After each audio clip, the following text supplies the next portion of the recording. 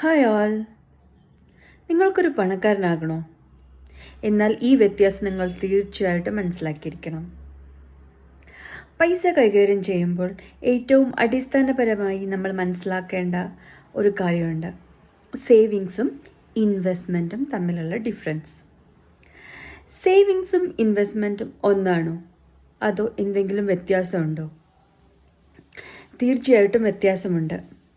Savings എന്ന് വെച്ചാൽ നമ്മൾ പൈസ സൂക്ഷിച്ചു വെക്കുന്നു. എന്നാൽ ഇൻവെസ്റ്റ്മെൻറ്റിൽ പൈസ സൂക്ഷിച്ചു വെക്കുകയും അതോടൊപ്പം തന്നെ അതിനെ ഇരട്ടിപ്പിക്കുകയും ചെയ്യുന്നു. അപ്പോൾ നമ്മൾ സേവിങ്സ് സ്കീം മാത്രം ഉണ്ടായാൽ പോരല്ലോ, നമുക്ക് ഇൻവെസ്റ്റ്മെൻറ്റ് സ്കീമും വേണം. അപ്പോൾ പണക്കാരനാകണമെങ്കിൽ നമ്മൾ ചിട്ടയായി പൈസയെ കൈകാര്യം ചെയ്യാൻ പഠിക്കണം. സേവിങ്സ് പ്ലാൻസും ഇൻവെസ്റ്റ്മെൻറ്റ് പ്ലാൻസും നമുക്ക് ഉണ്ടാകണം.